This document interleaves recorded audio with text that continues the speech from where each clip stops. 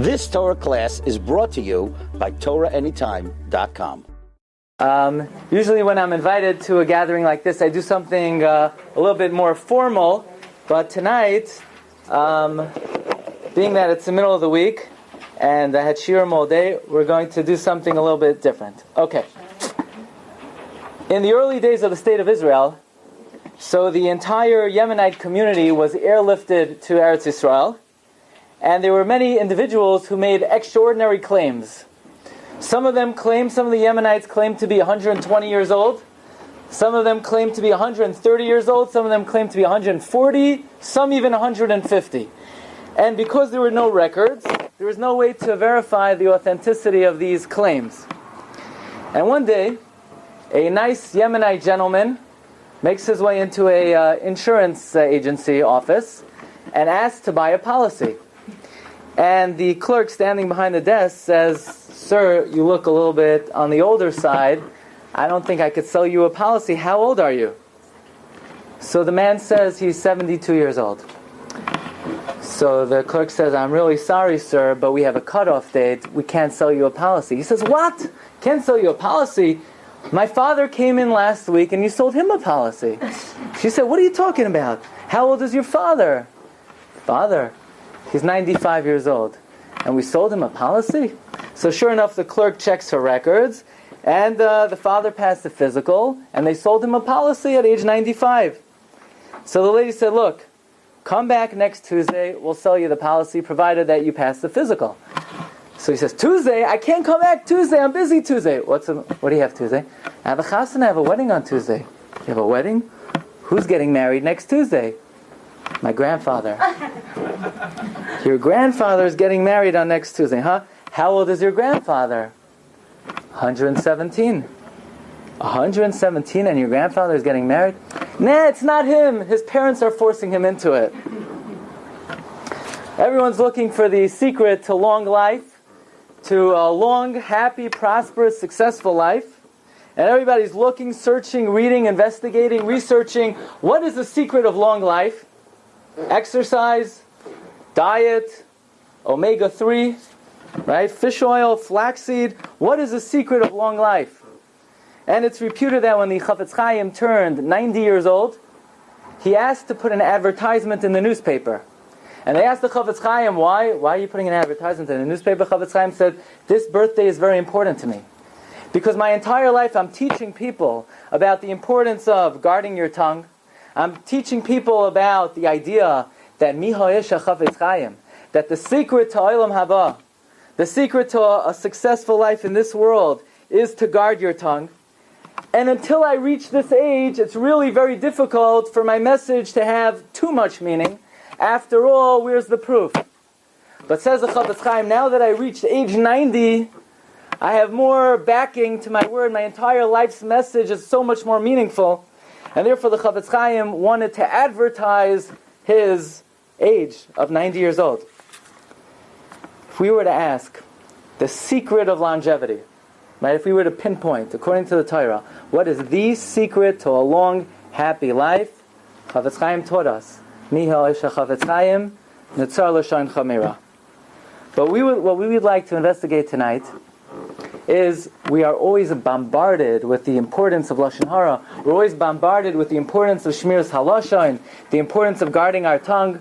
What is it exactly that is so critical about it? What is it exactly that's so vital about it, that it's the single most important ingredient to success, both ba'olam hazeh and olam haba?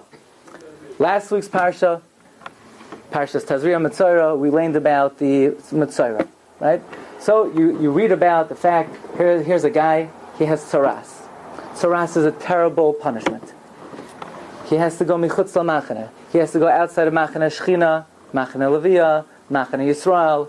He's all by himself. He's in solitude. He's isolated. No one can have contact with him.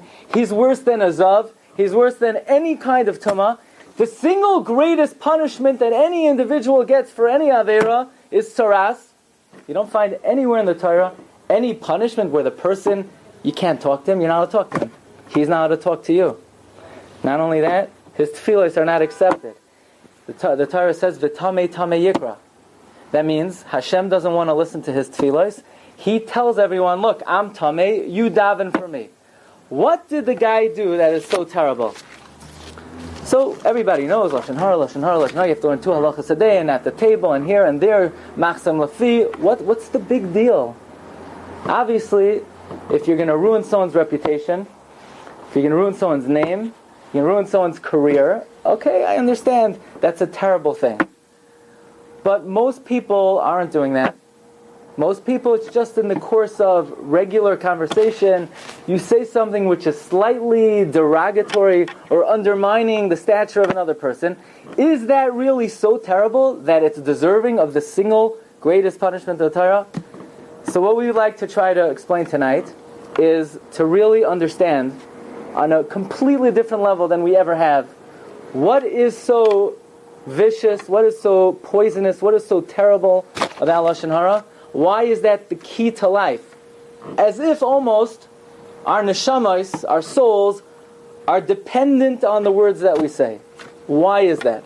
How is that? In what way? So Rabbeinu Yonah wrote a sefer, of course, Sharei Tshuva. And Rabbeinu Yonah gives us the secret of Lashon Hara. Here's the point where we begin. The Gemara Masechta Tainis on Daf Chav Daled makes a very mysterious statement. Says the Gemara, how do you choose a wife? Okay? Or a husband?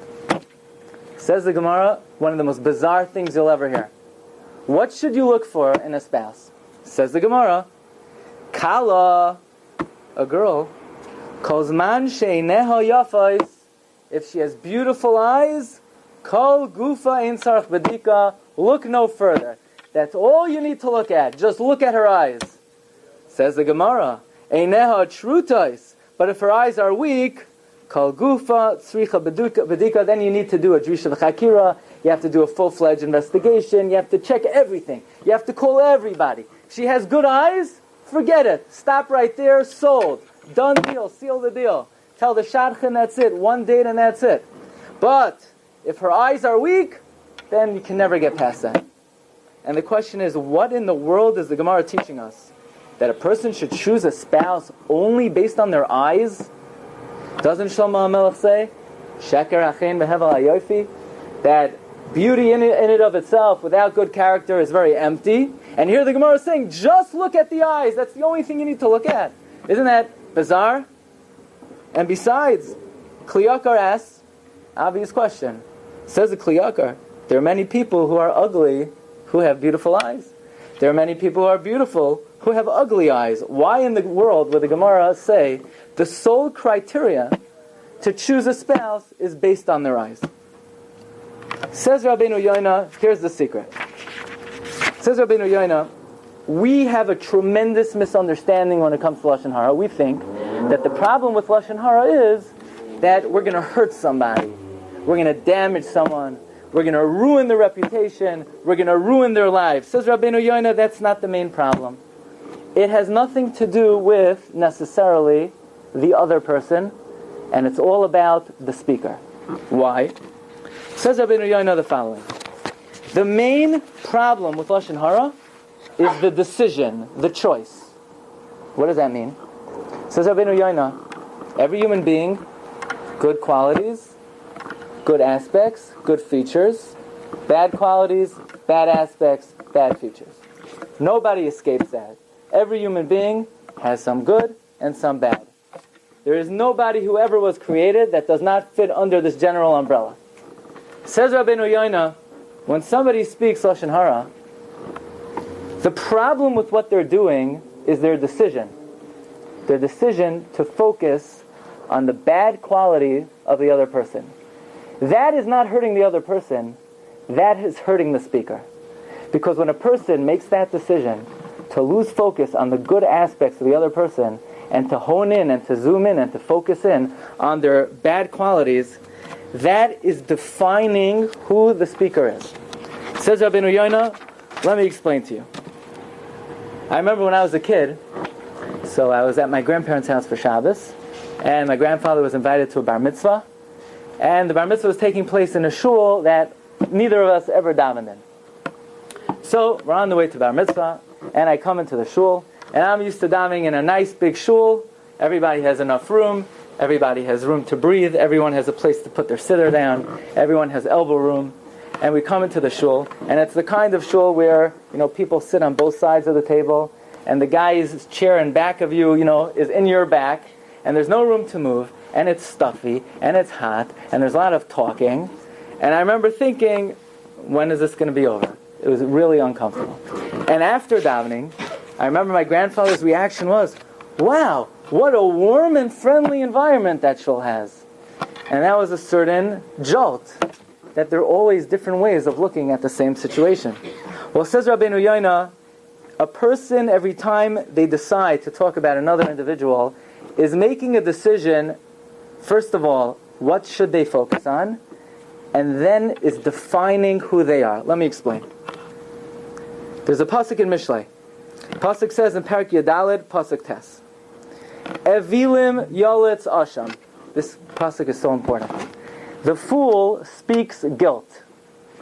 Uvein Yesharim Ratzain. But among the upright, there is favor. What does that mean? The fool speaks guilt. Says Rabbeinu Yoina, a fool is a person who's always looking and searching to talk about dirt, to talk about something that's not good, to talking about something that's lacking, to talk about something that's rotten. Says Rabbeinu Yoina, you know why? You know why he's a fool? Because the fact that he's always looking at the bad of his friend, and looking at the criticism of his friend, and looking at the negative aspect of his friend, you know why he's doing that? It's because the guy is a creep. And that's what makes him feel comfortable. That's what that's the environment that the person's mind is comfortable in. He himself is dirty. He himself is slimy. She herself, that's the kind of things they enjoy talking about, and therefore they're naturally drawn to look at the bad in the other person. So the problem is not with the other person, the problem is they are defining who they are. The fact that they chose to talk about the other person's negativity or the other person's lacking is revealing that that's what makes them comfortable, because that's who they are. However, says Rabbeinu Yoina, a good person is uncomfortable speaking about someone else's lacking, because since in their mind their inner core and their essence is an essence of goodness, it is antithetical to their entire essence and makeup to discuss something negative about the other person. In other words, says Rabbeinu Yoina, if you want to know about another person, could you really know who another person is? Well, I could tell by the way they shuckle. I mean, give me a break. I could tell by the way they daven. Who knows what? I could tell by the way they're doing chesed. You can't tell anything about somebody by what they do, because anybody could do anything. The only way to get a window into another person's soul, how could you know anything about another person's inner core or essence? In other words, if I meet someone and I want to know what is their essence, says Rabbeinu Yoina, there's only one way to find out. What do they talk about? If they talk about another person's positive qualities and good character and good side, that reflects the fact that they themselves, they're so inherently good, that's the type of atmosphere they feel comfortable in. But somebody who's always looking at the negative aspect of another person, that reveals that they themselves are severely flawed. Rabbeinu Yoina takes it a step further. The Gemara tells us in Masechta Kedushin, Kol ha-poisel b'mumay poisel. Anyone who disqualifies their friend disqualifies them in the exact same deficiency that they have. So, for example, if A says about B, they're so lazy, then we don't know if B is lazy, but one thing we're pretty sure about, A is lazy. Because if that's the point that A chose to talk about, that means A's mind is so comfortable with the concept of laziness. They feel so at home with that deficiency. They feel so comfortable with it. You know why? Because that's who they are. So if you ever want to know about another person, all you need to do is listen carefully. What do they focus on? What do they talk about? Says Rabbeinu Yoina, This has nothing to do with speaking about other people. It's even situations. It's even objects. Rabbeinu Yonah says the following. He brings down a very interesting story about a Rabbi who was walking with his student, and they were walking on the road, and on the side of the road, roadkill. They see a dead carcass, putrid carcass, a rotten carcass, and the student says to the Rabbi, what a disgusting carcass, what a disgusting animal. And the Rebbe says, well, look how white the teeth are. That's the exact mashal that we're saying. That you could look at one object, and one person could see one thing, and another person could see something else. And from each one's description, you are now given a window into the essence, into the inner makeup of the person. Says Rabbeinu Yonah, a very interesting thing. Rabbeinu Yonah gives different categories of Lashon Hara. And the last category of Lashon Hara that Rabbeinu Yonah talks about is something called a nirgun. Anyone know what a nirgun is? A complainer. Everybody knows complainers. Nobody likes complainers. Okay. Rabbeinu Yonah has every right in the world to talk about a complainer. The problem is, what's it doing in the general umbrella of Lashon Hara? It's not Lashon Hara. He's complaining it's too hot, it's too cold, it's too humid. The landlord doesn't give enough heat, too much heat, too little heat. That's not Lashon Hara. He's just talking about things in general. Why is it under the general category of Lashon Hara? The answer is very simple. There's a tremendous misunderstanding what Lashon Hara is.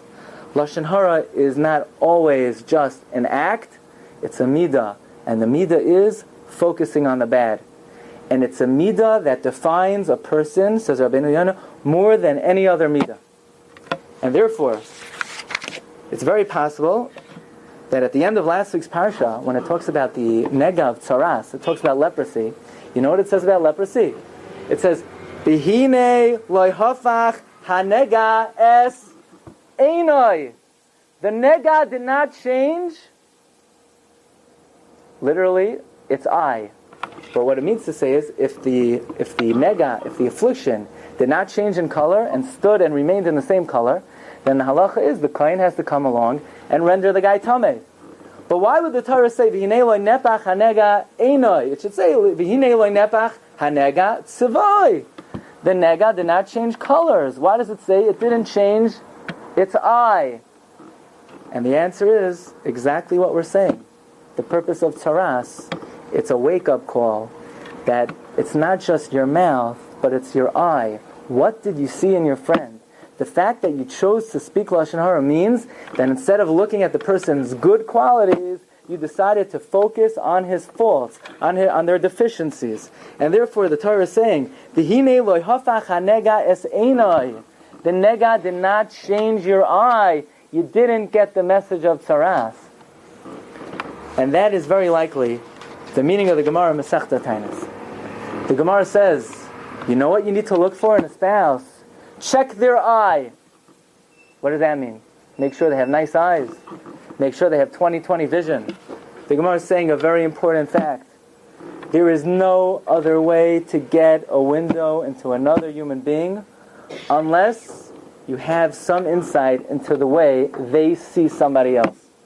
If they're able to see, if you know that they see, if the comments they make about people, about situations, about others are l'toiv, then you know not only do they have a good quality, not only do they have a good midah, you know their essence is good. You know their inner core is good. But sometimes we have to guard ourselves. Sometimes we have to catch ourselves. Because the next time we find ourselves seeing something and honing in and zooming in on the deficiency of it, we have to realize this is about to define our inner core. So this is the first aspect of Lashon Hara, which is not as well known, but as or even more important than the common aspects of Lashon Hara that we discussed. Okay? Fasten your seatbelts. I'm going to tell you a few secrets now that maybe we're not aware of regarding the unique phenomenon of speech, and something that you should have on your sheets. I want to share with you a Gemara, if that is okay. The Gemara tells us in Masechta Erechin, if you look at number 4 on one of your sheets, The Gemara says, talks about a conversation that the Ribono Shel Olam has with one of the Eivarim of a person. It's a conversation between the Ribono Shel Olam and your tongue. Okay? So we're privy now to a special conversation between the Borei Olam and your tongue. And the Gemara says like this: Kol Eivarav Shel Adam Zekufim. All of the limbs of a man, of a person, are vertical. Vi'ata mutal. And the tongue is horizontal. Your arms are vertical. Your legs are vertical. Every part of the body is vertical. There's only one limb in the human body that is horizontal. Your tongue. And then the Gemara says, all the limbs are on the outside. Your nose, your ears. Everything's on the outside. The tongue is the only limb on the inside. And then the Gemara says, Hashem tells the tongue, I made two walls for you. One is bone, and one is meat. Obviously referring to the teeth and the gums. And the question is, what in the world is the Gemara telling us about the tongue? There are three unique aspects of the tongue. Number one, it's horizontal. Number two, it's inside. Number three, it's protected. What is the Gemara teaching us? Says the Maral, a very important lesson. A lesson we may not like that much. And that is, if you have an automatic weapon, do you say, well, I have an automatic weapon, so if I have it, I might as well use it? No. It's meant to have just in case you need it. And the proof is because you put it in the holster. But you don't say, well, I just happen to have it, so let me take advantage of it. No. The weapon is there just in case. Says the Maral, contrary to public opinion, people think, they're sitting next to somebody. The silence is so uncomfortable. Yeah, that is the status quo. If you want to know, status quo of a human being, quiet. Not a word. How do I know that? Maybe God gave me a tongue. Maybe I'm supposed to use it as much as possible. No. That's why the Ribono Shel Olam made it horizontal. Why did Hashem make the tongue horizontal? It's only there just in case. It's a different way of looking at your tongue. It's only there just in case you need it. Say, well, that's it? That's the only reminder? I'm not that compelled by the fact that my tongue is horizontal, that it's only there just in case. Well, says Ribono Shel Olam, let me remind you, it's on the inside of your body. It's not like you could take any other part of your body out. It's not like, I'll take my heart out, I'll take my pancreas out, my liver. No. All the limbs that are on the inside, they're meant to be on the inside. The tongue has the ability to come out just in case you need it. I'm not compelled. This horizontal business and the inside business, says Ribono Shel Olam. Let me remind you of one more thing. There are two protections. Just in case you can't accept the fact that the tongue is horizontal, but I'll make good use of it. Says Ribono Shel Olam, I'm giving you two reminders. You have teeth. You don't have teeth on any other part of the body. The teeth are there to remind you the tongue is there just in case. And if that still doesn't remind you, you also have lips. Says the Maral, the Gemara is giving a complete world shift of the perspective on the mouth. It's only there if you need it. If you're in a situation and you see somebody and you want to be friendly to them and you want to do a chesed to them and you want to say something of chachma, if you have an explicit purpose, then it's there. Kol hakavod. Use it gesundheit hate. But it's not there indiscriminately. It's a tremendous wake-up. That's what the Gemara tells us.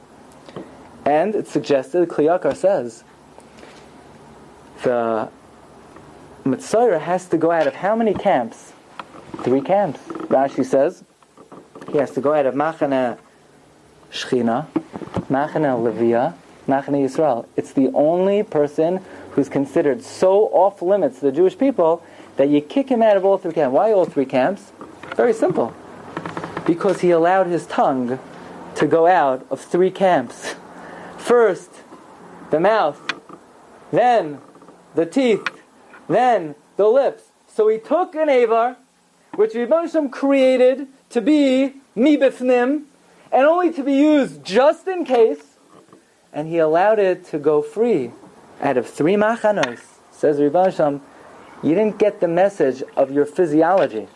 I created you in a certain way for a reason. I didn't do it for no reason. It's supposed to teach you something. That's a tremendous, 180-degree shift in terms of the perspective of the mouth in general. Now I'm going to tell you another secret. Any dentists over here? No. How many teeth does a Jewish person have? Say, what are you talking about, Jewish person? All human beings have the same number of teeth. Not according to the Medrash.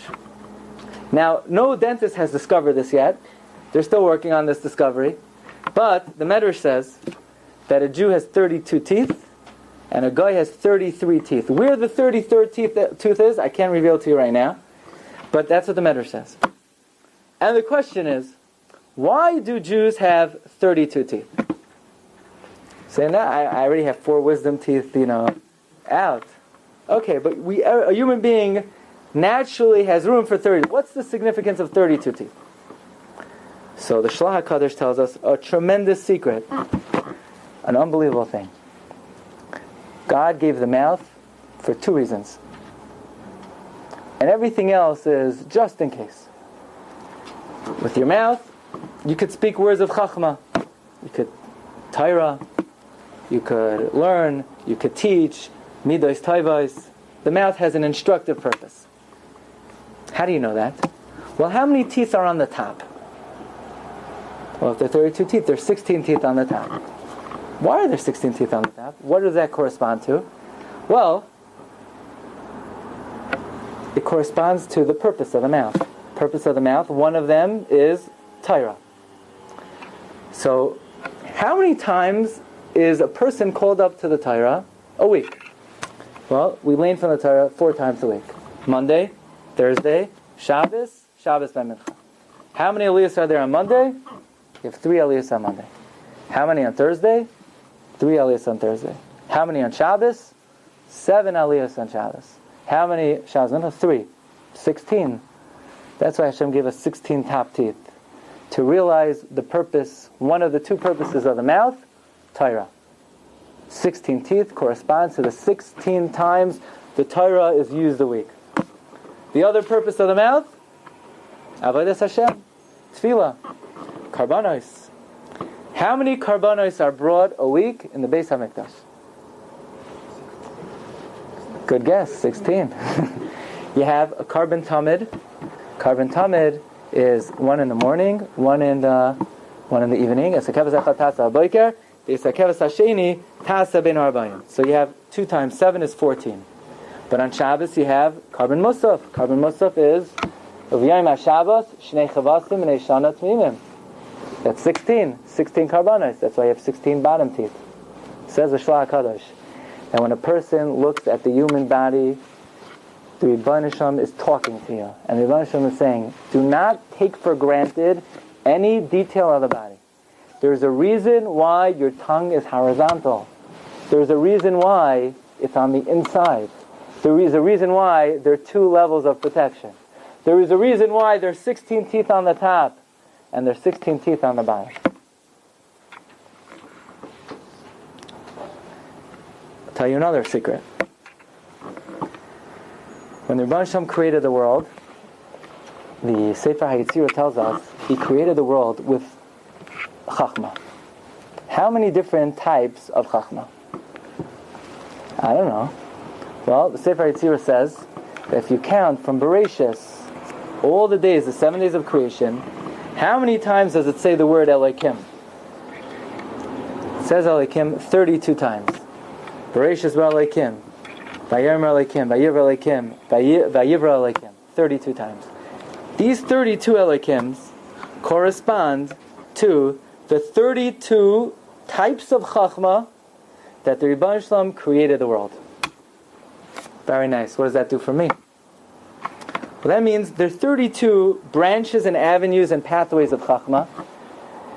The Pardes Rimonim of Ramosha Cordovera, he says, I know this based on tradition, and I know this based on dissection, that he conducted an experiment.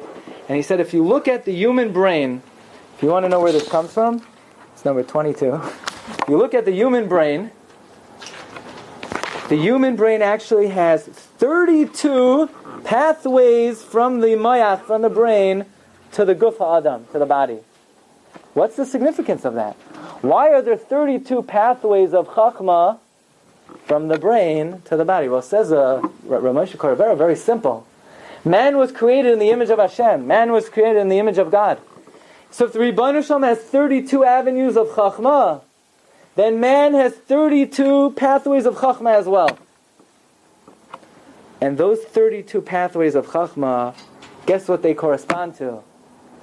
They correspond to the 32 teeth. And what's the meaning of that? The meaning of that is, says the Shlach HaKadosh, the Rebbeinu Shalom is telling you what the purpose of the mouth is for. The purpose of the mouth is for divrei chachma. If you have something of substance, if you have something of significance, if you have something that could enhance someone else's life, then the Rebbeinu Shalom gave you 32 teeth corresponding to the 32 pathways of chachma. But, says the Shlach HaKadosh, listen carefully, if a person's about to say something and they realize, you know what? This does not stem from my chachma. This is coming from my body. This is coming from my guf. This is not really substantial. This is not really a matter of substance. This is just like a physical thing to say. When it comes to the guf, what does it say in Perkei Avos?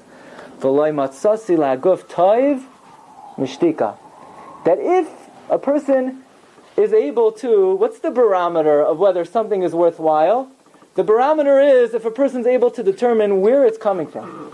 If it's a matter of chachma, if it's a matter of substance, if it's a matter of value, and it's coming from the 32 pathways of chachma in your mind, that's speech. That's what speech was given for. But if it's coming from your guf, v'loi matzasi la'guf toiv mishtika. Okay, so we just, in the last few minutes, we discussed 3 unique features of the Koyach HaDibur that maybe we weren't fully aware. Number 1, what the Gemara says, just the physical makeup of the mouth. Where the tongue is horizontal. Where the tongue is mibifnim, it's on the inside. Where it's guarded with etzem and basar. It's guarded by the teeth and the gums. All indicating the mouth is just a tool when you need it. It's not just there, so it's like my hands, I could wave them as much as I want. No. It's there for a designated purpose. So next time you want to say something, you have to hey mouth, wake up, you have to shit, wake up, the mouth's sleeping, what do you want from me? Don't you know the Rebbeinu Shalom made me horizontal? I'm farschlafen, you don't really need me. No, this is so important. I have to say it. So you have to wake up the tongue, and then then the tongue says, yeah, but I'm on the inside, what are you going to do? I'm pulling you out. You're pulling me out? That's not my natural habitat. No, this is so important. You got to pull the tongue out of the body, and then the tongue says, I can't get out. There's something blocking. My teeth are there. So you have to wedge open the mouth, and what can you do? It's so important that you say this. But then as soon as you're done, it's a little bit of a reality check. Or it seems almost surreal. Is that really the way the tongue was created? And that's what the Gemara is telling us. And then the Shlach HaKadosh is giving us an added insight. And that is the significance of the number of teeth. You have 16 top teeth corresponding to the 16 times the Torah is used a week. 16 bottom teeth corresponding to 16 karbanos. Again, indicating that the tongue was created and designated for very specific functions. And then finally, in the mind, in the mayach, the Pardes Yermayim says, there are 32 avenues of chachma, represented and reflected by the 32 teeth, also indicating that the teeth and the mouth and the tongue were given for a very designated purpose. Okay, now we're going to take it one level deeper, okay, if possible, with your permission. Every morning, make a bracha, Asher Yatzar. How does Asher Yatzar end? Reifei Chol Basar, Mafli La'asos.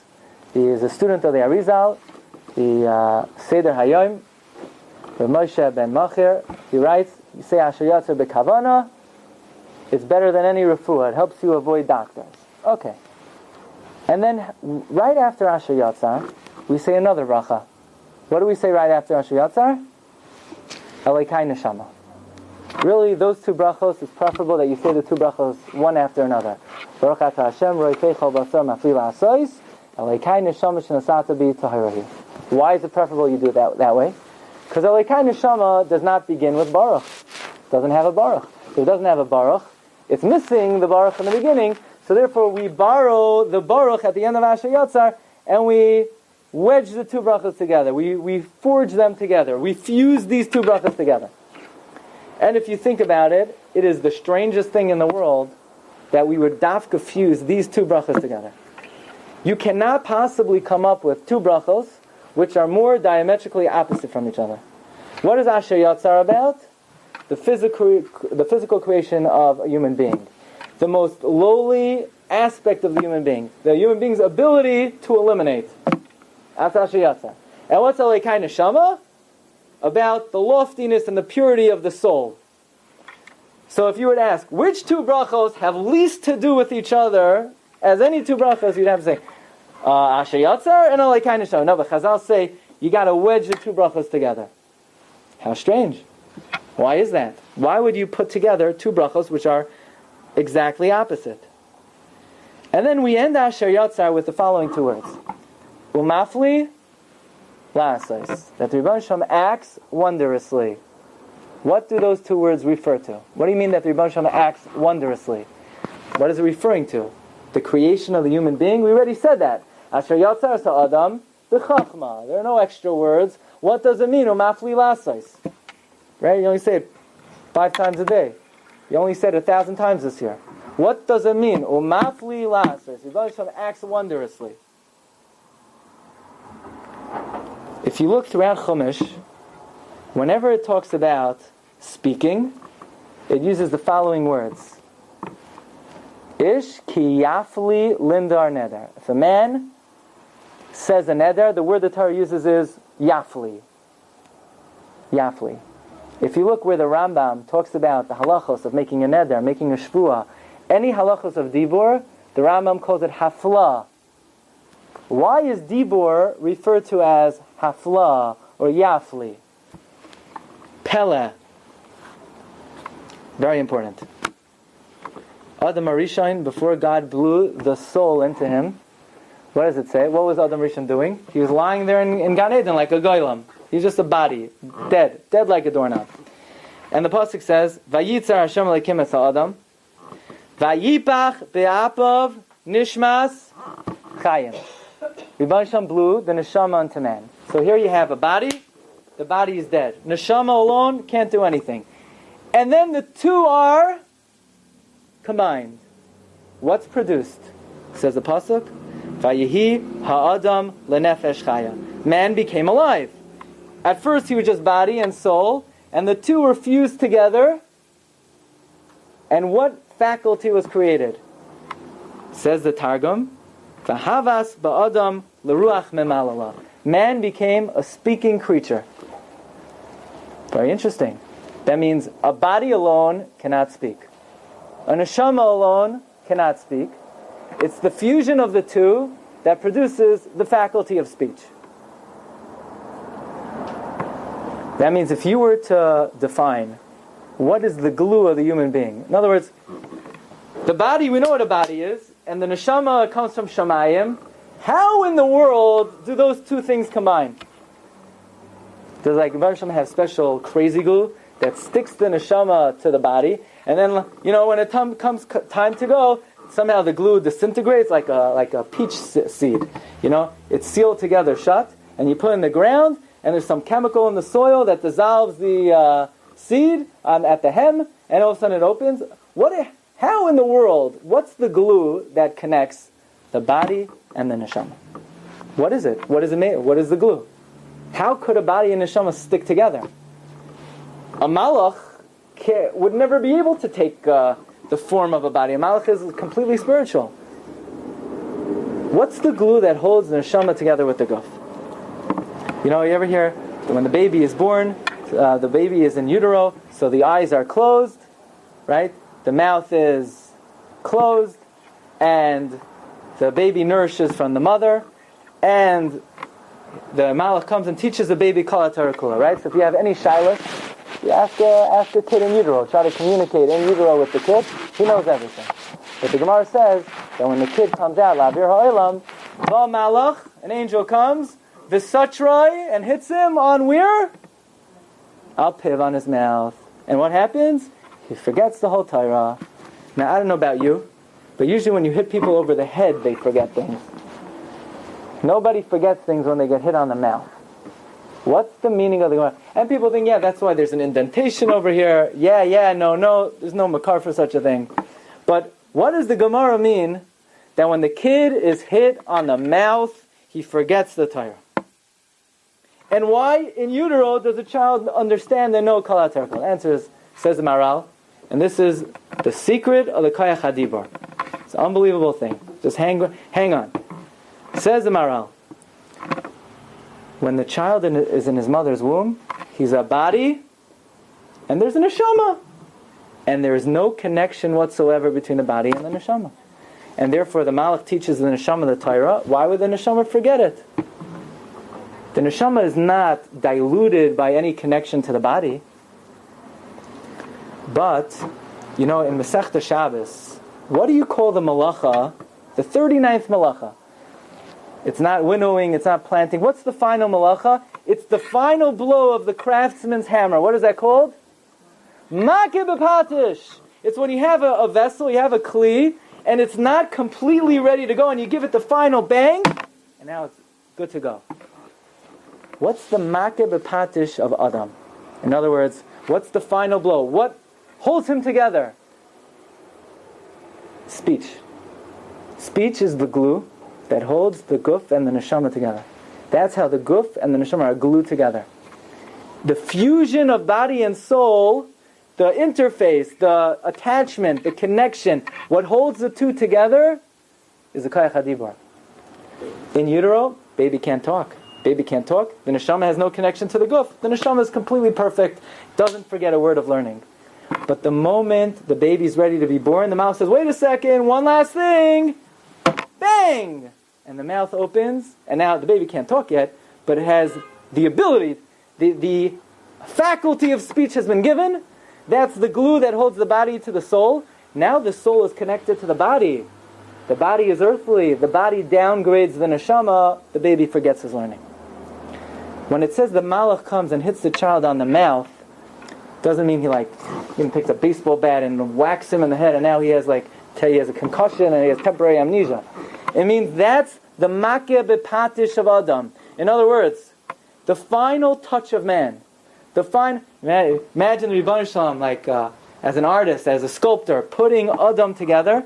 He says, I have the guf, I have the neshama. Now the last finishing touch is, how in the world am I going to be able to connect these two things together? What's going to produce life as we know it? Life as we know it is created through dibur. That is the glue that holds the guf and the neshama together. That's the biggest wonder in this world. The biggest wonder in this world is, I understand I could take a brick and put it on another brick with a piece of cement.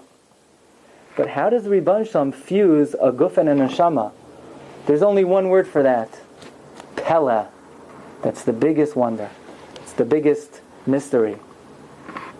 That's why throughout the Torah, whenever it talks about dibur, ish, ki yafli lindar. If a man says something, what is speech called? Pele. Speech is the biggest wonder. That's why the Rambam, when he talks about hilchos dibur, hafla, it's the biggest wonder. By the way, if you look in the Ramah, when the Ramah translates the words umafli lasos of Asher Yatzar, the Ramah says, you know what umafli lasos means? God connects the body and the soul together. That's the biggest pele. And how do you think Hashem does it? Through dibur. So says Rav Hutner, listen to this. Now we understand the combination and the fusion of the bracha Asher Yatzar and Alekai Neshama. Asher Yatzar is talking about the body of a person, the guf. Elokai neshama is talking about the neshama, the soul. Why would you fuse these two brachas together? Well, we're just doing and copying what the Rebbeinu Shalom did. And how did the Rebbeinu Shalom fuse the guf and the neshama together? With a pella. You know what that pella is called? Dibur. So we say Asher Yatza, we thank Hashem for our physical body. We say Elokai Neshama, we thank Hashem for our neshama. And we say two words that connects these two brachas. You know what those two words are? Umafli la'asais. God acts wondrously. And what's the wonder? Dibur. Dibur is the one element of man that is the essence of his life, or her life. That defines Chaim. Chaim is the Dibur. Chaim is the Dibur, yeah. You ever hear Reb Chaim Vital says, you're created with a certain number of words in this world, and once you use up those words, life, right? You ever hear that? What's the meaning of that? Why is a person's life determined by number of words? The answer is because Dibur is the glue that holds the guf and the neshama together. As soon as the Rebbeinu Shalom imbued the soul into man, man became a speaking creature. And therefore we want to suggest the following. I just thought of this today, under the pressure of the situation. And, the Chafetz Chaim was once, when he was 80 years old, I'll show you something very interesting. You probably have it here on one of your sheets, number 3. Chafetz Chaim writes, Hine b'chesed Hashem Yisbarach, higati l'gvurais. He says, he thanks Rebbeinu Shalom, he reached Gvurais. How old is Gvurais? His 80s. And now the Chafetz Chaim gives you a little insight into his deepest interest. Listen to what he writes. V'chemat kol yomai, almost my whole life, lo hisachti dati, I never stopped thinking, I never diverted my mind, milahisboinen, from thinking about oidois chilek hadibor, the capacity of speech. I don't know if he wasn't a speech therapist, the Chafetz Chaim, but he never stopped thinking about the ability of speech. It marveled him. The capacity, the faculty of speech just captured the imagination of the Chafetz Chaim. It intrigued him. He's always, what's he thinking about? Why is this such a deep concept that the Chafetz Chaim, he's telling us he never stopped thinking? The answer is, this is the deepest element of man, because it is the greatest. In other words, if you were to define, what is the biggest miracle in this world? The biggest miracle is Kayach HaDibur. It is the greatest nes. And it's the nes that holds together the guf and the neshama.